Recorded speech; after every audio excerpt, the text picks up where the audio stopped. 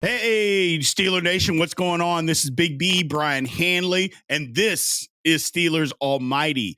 Weekly, you can find us on YouTube and all the socials at Steelers Almighty, as well as Steelers Almighty audio anywhere you get your podcast. So please come and check us out.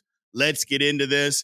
Previously, we spoke about the depth chart and what it looked like and what the Steelers, the position grades as it sits right now. It was pretty interesting to kind of do that deep dive into what the Steelers as it sits and grade out the positions. I got a lot of feedback on that. A lot of people said, come on, Big B. The grades are a little bit low on the offensive side and the defensive side. But I just thought, overall, as we sit right now, a lot of things B minus, basically for both sides, with room for improvement.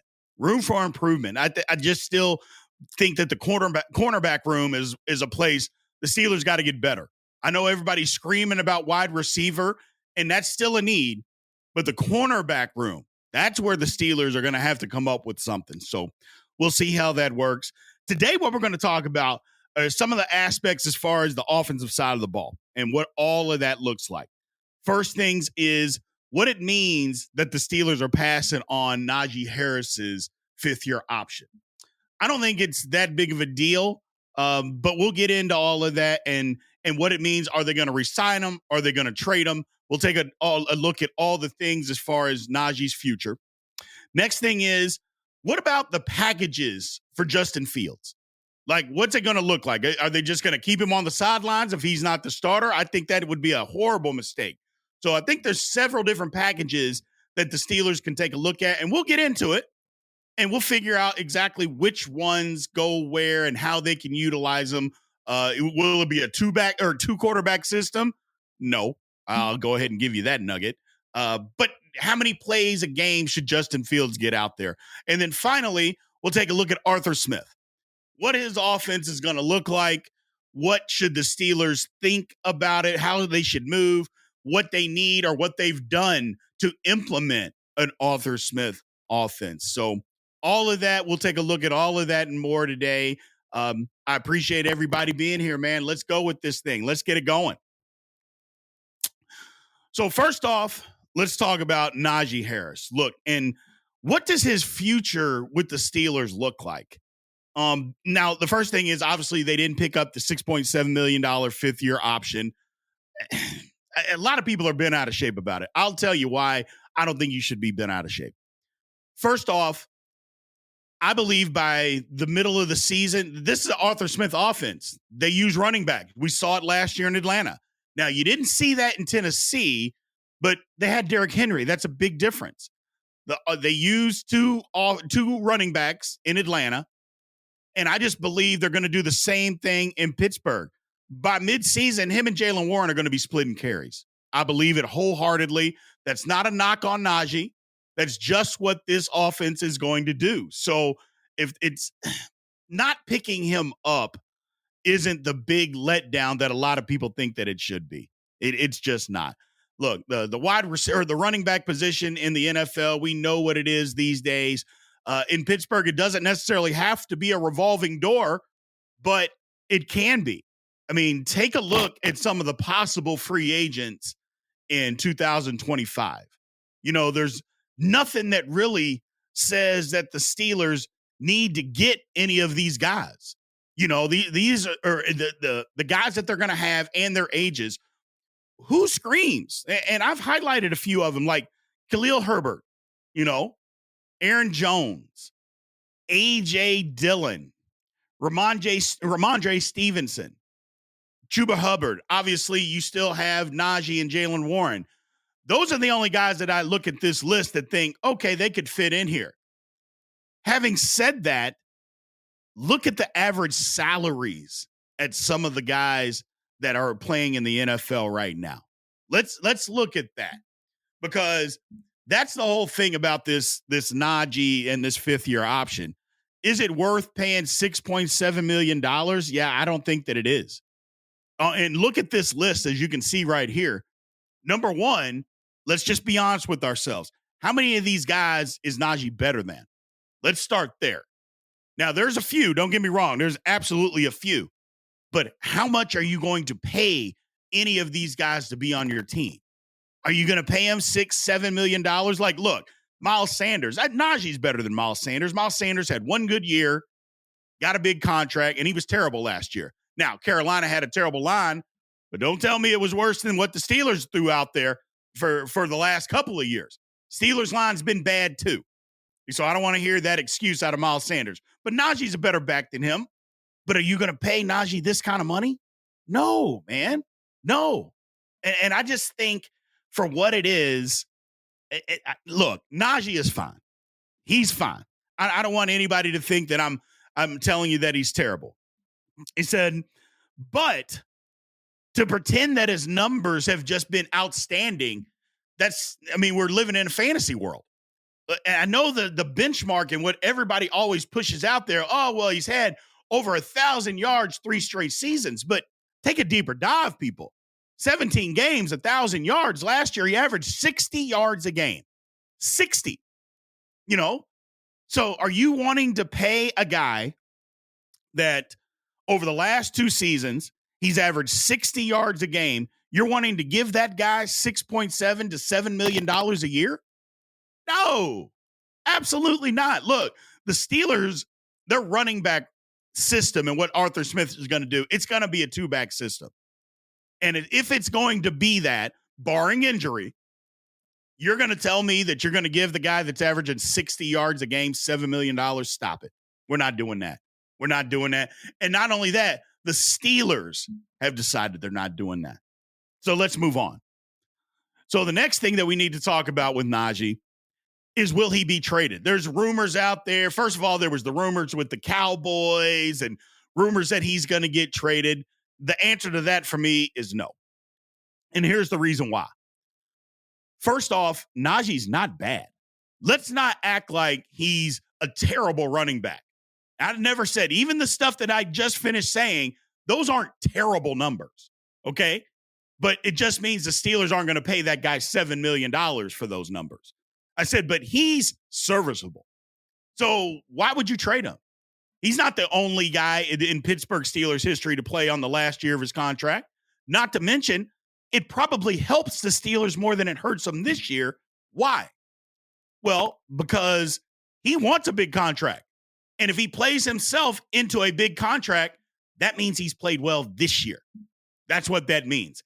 I'm under the belief that if you want a big contract, and this is kind of the thing in the NFL, guy always performs the last year of his contract, gets a big deal. Look, the Steelers aren't giving that to him, so we got to move on. But he doesn't need to be traded. Not to mention his trade value right now is 0. Nobody's trading for Najee Harris. You're going to trade for him on the last year of his deal? And for the same reasons that somebody would want him, wouldn't the Steelers still want him for those same reasons? Of course we would.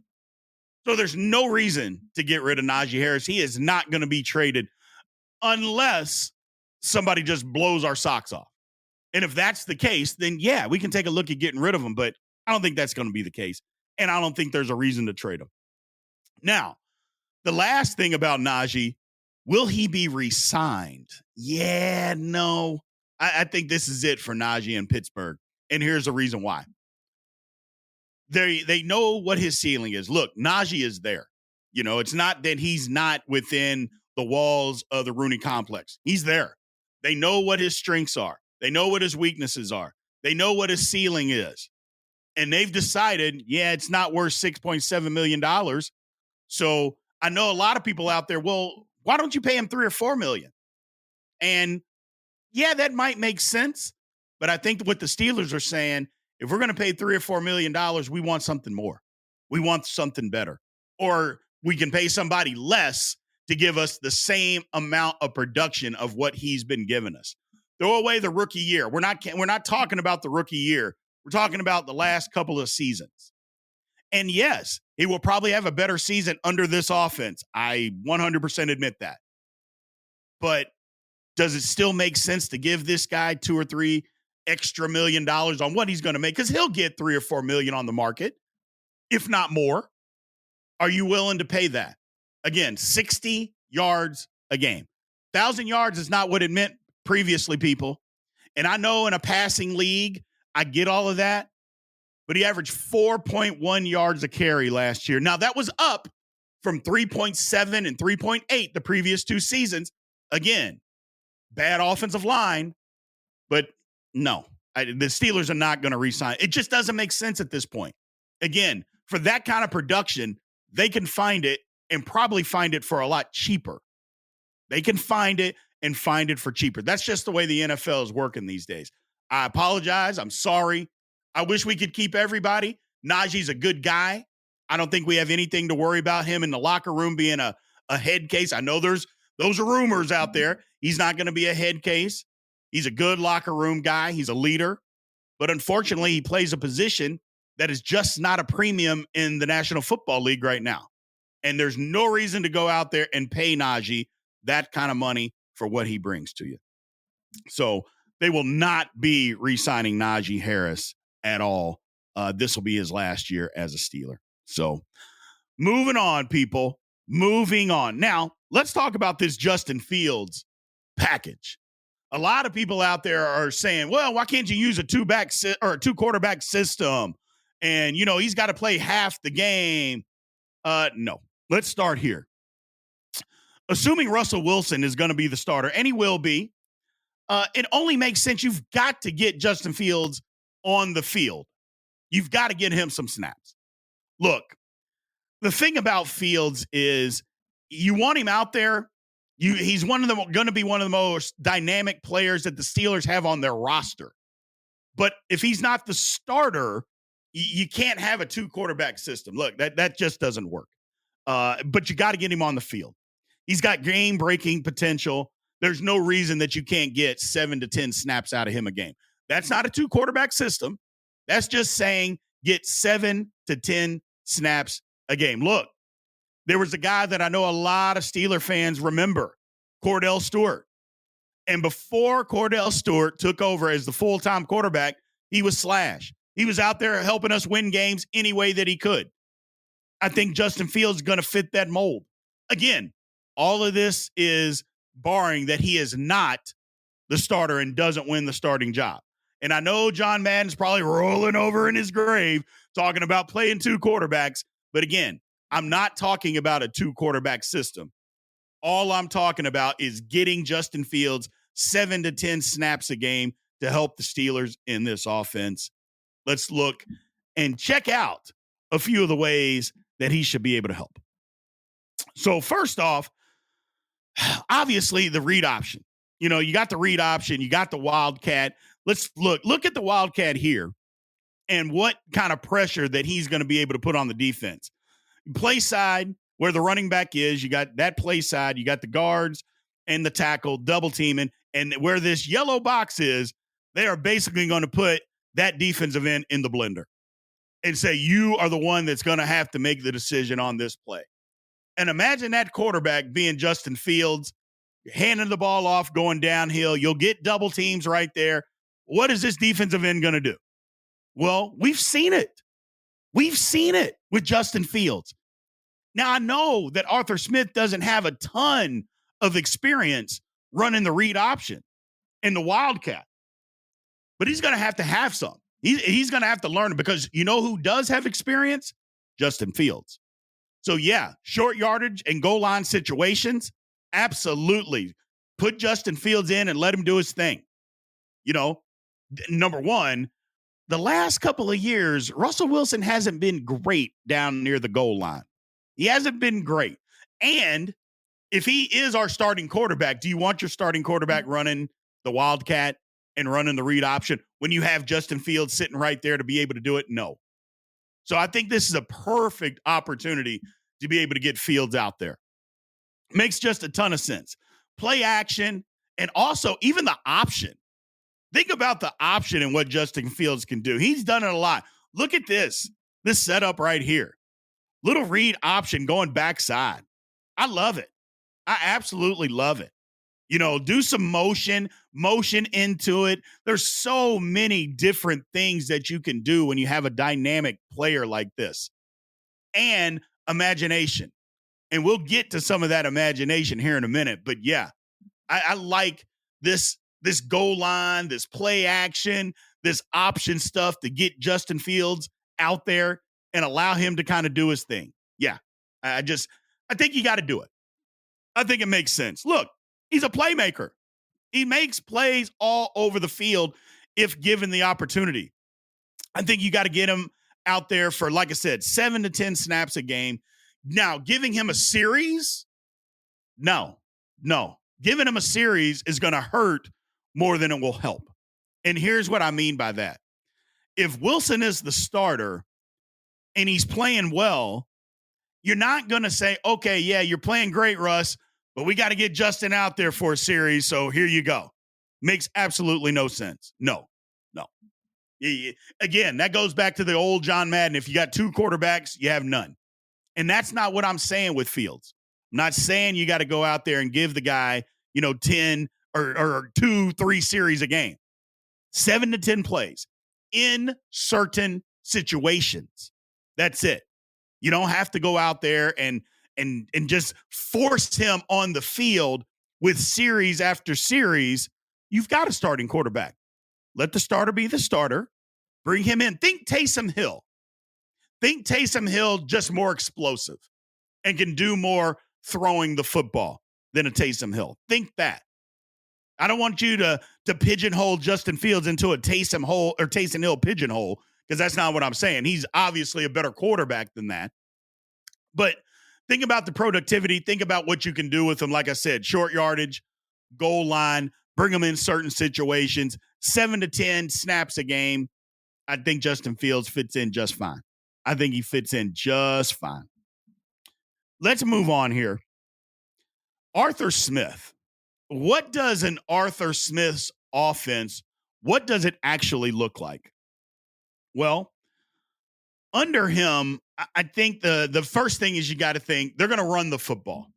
Now, I know all Steeler teams want to try to run the football, but when I say run the football, they're going to run it with a lot more imagination. They're also going to try to throw the ball down the field, which we know that that's something that just has not been done in Pittsburgh consistently in a long time. We just have not thrown the ball down the field. The one thing to keep in mind is that this is a man that in 2020 made Ryan Tannehill look like an all-world quarterback. Now, you can say whatever you want, but I always call Tannehill basket case Tannehill because the guy, you just absolutely don't know what you get. But for a season under him, he made Arthur Smith, I should say, made Ryan Tannehill look like an all-world quarterback.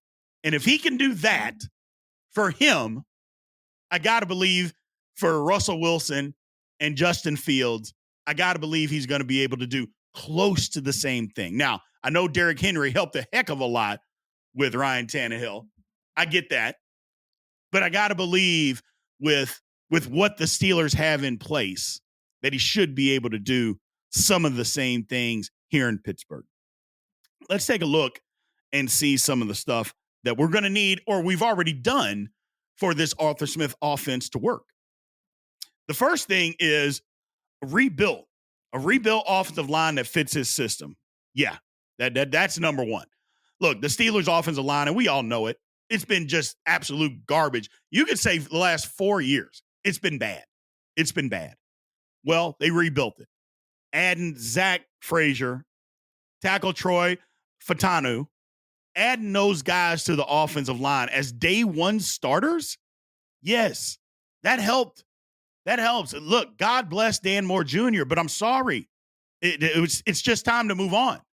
It's time to move on.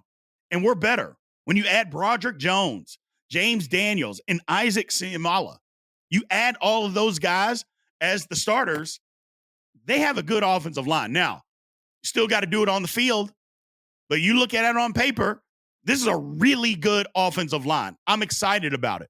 Very excited about it.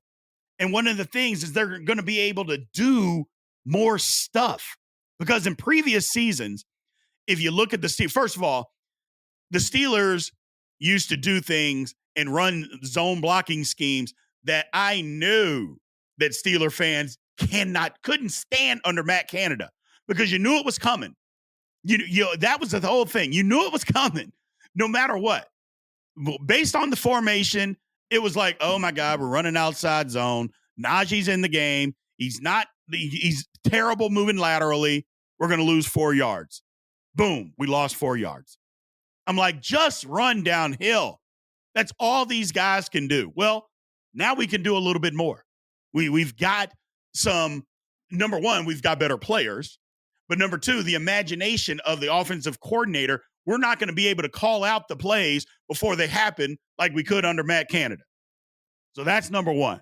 So the outside zone that we've become accustomed to, we're going to be able to bring that back in to our offense, but we'll be able to run it with more imagination. That's the difference, people, is it's not going to be so predictable.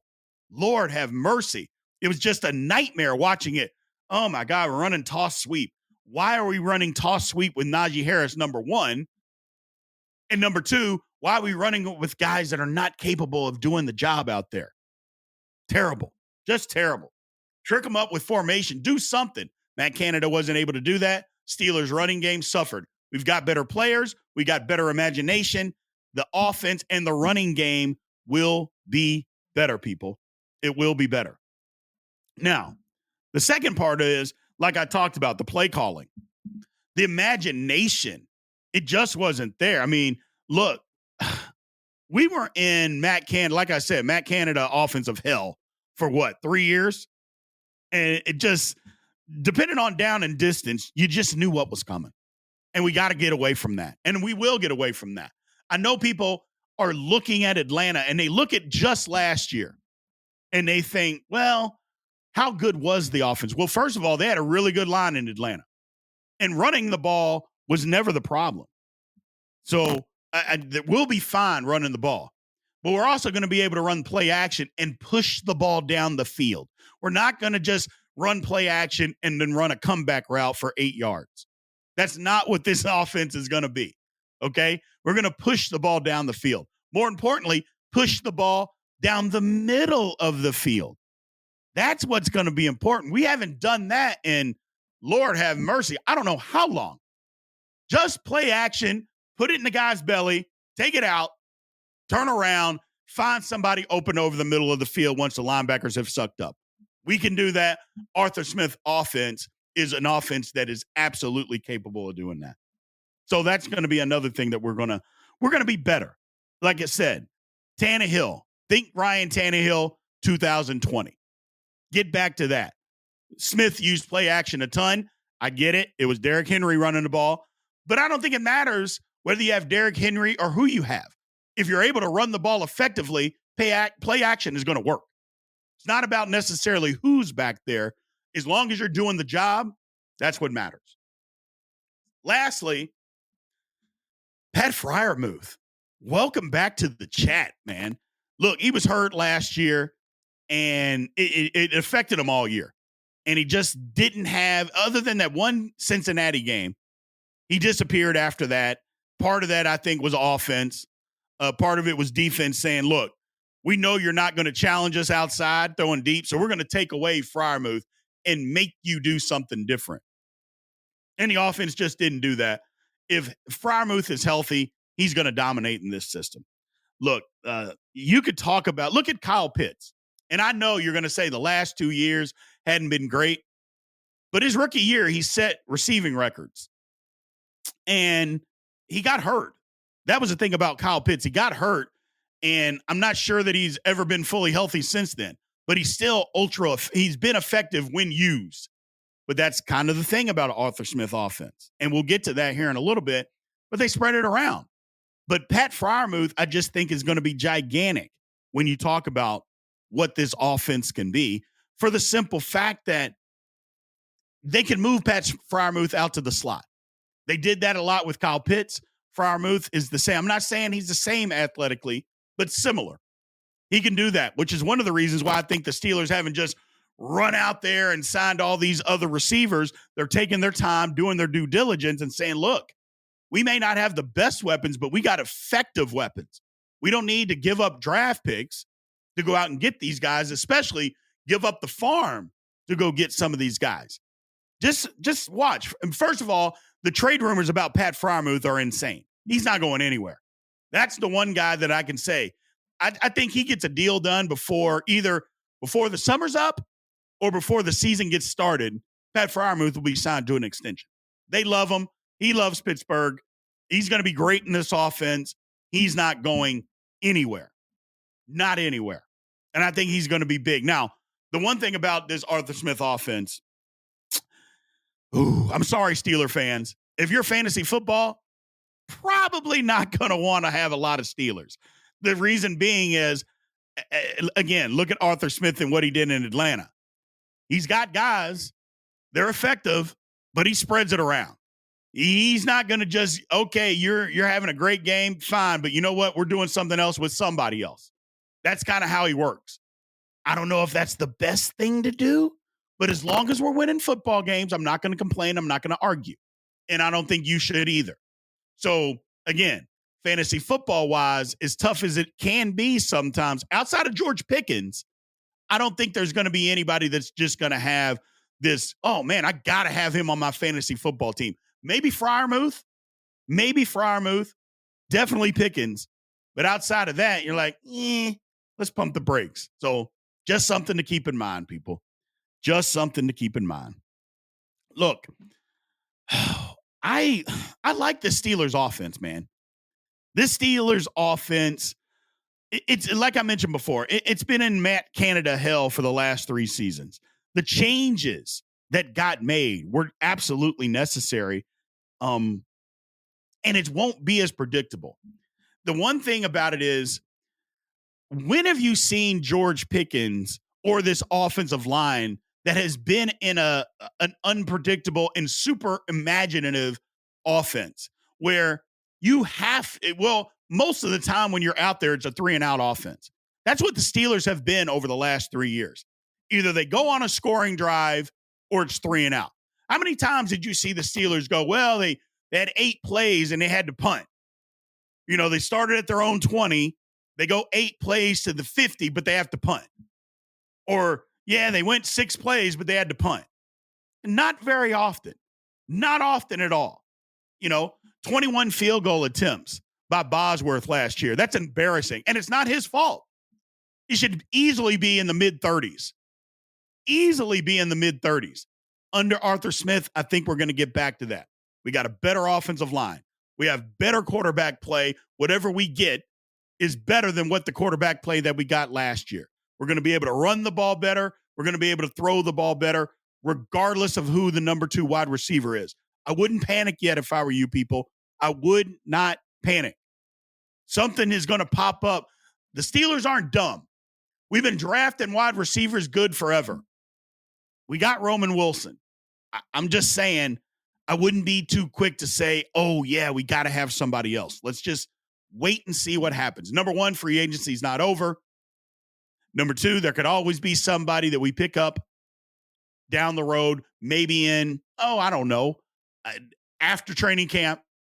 But I would just hold your horses on the panic at the wide receiver position. Be more concerned about cornerback than wide receiver right now. So, look, I appreciate everybody being here, man. Thanks, everybody, for joining Steelers Almighty, or at least joining us watching it. If you're not already, remember, follow, like, subscribe. It's all over YouTube. Anywhere that you get social media, come and join, like, follow, subscribe. More importantly, make a comment. Let me know what you think. We appreciate it. Aloha.